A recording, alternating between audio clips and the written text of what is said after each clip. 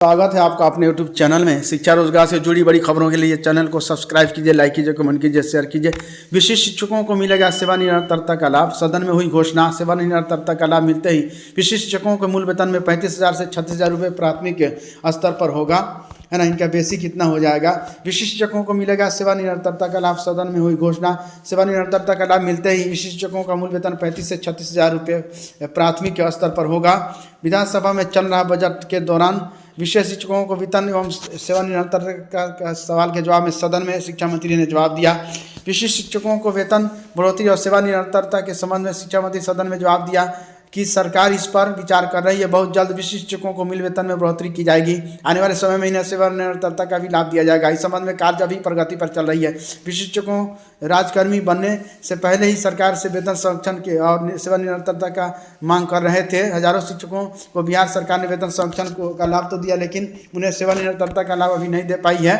शिक्षा मंत्री ने इस बयान में विशिष्ट शिक्षकों को सेवा निरंतरता की मांग की लगभग पूरी हो गई है। अब विशेष शिक्षकों को सेवा निरंतरता का भी लाभ बिहार सरकार द्वारा दिया जाएगा। सेवा निरंतरता का लाभ मिलते ही विशेष शिक्षकों को मूल वेतन में बढ़ोतरी की जाएगी।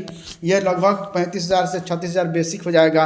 विशिष्ट शिक्षकों को सेवा निरंतरता का लाभ मिलते ही विशिष्ट शिक्षकों को वेतन में काफ़ी उछाल देखने को मिलेगा और फाइनल वेतन इनको लगभग 65,000 के करीब मिलने लगेगा।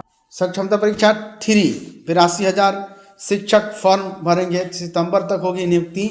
यहाँ लिखा हुआ है नियोजित शिक्षकों को विशिष्ट शिक्षक यानी राजकर्मी बनने के लिए सक्षमता परीक्षा के लिए तीसरी बार आवेदन होने जा रही है और ये आवेदन अभी 22 फरवरी से चालू है और 12 मार्च तक आवेदन की अंतिम तिथि है। इसमें सक्षमता परीक्षा जो पास कर जाएंगे वे लोग राजकर्मी और विशिष्ट शिक्षक बन जाएंगे और एनपीएस सब लाभ इनको मिलेगा।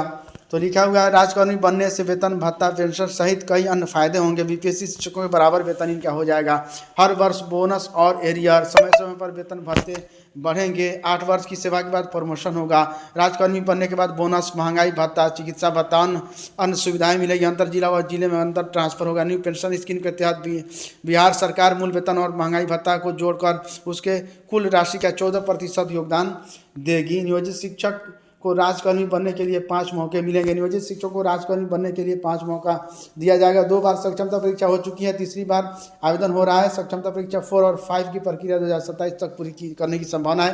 पहली परीक्षा में अनुमान से अधिक नियोजित शिक्षक पास हुए थे। दूसरी सक्षमता में अनुमान से कम नियोजित शिक्षक पास हुए। सीधे राजकर्मी बनने की मांग उठी, लेकिन शिक्षा विभाग के मुताबिक राजकर्मी बनाने के लिए एक मानक निर्धारित है जिसके आधार पर परीक्षा ली जा रही है।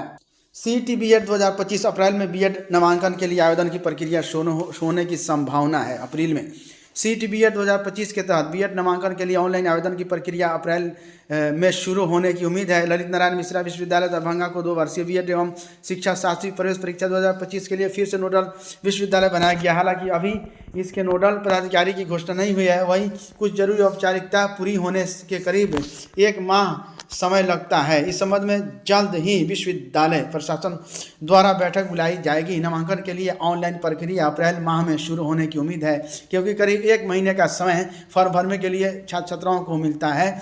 इसके बाद है ना इंट्रेंस टेस्ट आदि कराते हुए और मेरिट लिस्ट के लिए भी समय दिया जाता है। जुलाई अगस्त तक हर हाल में बीएड का सत्र भी शुरू हो जाता है।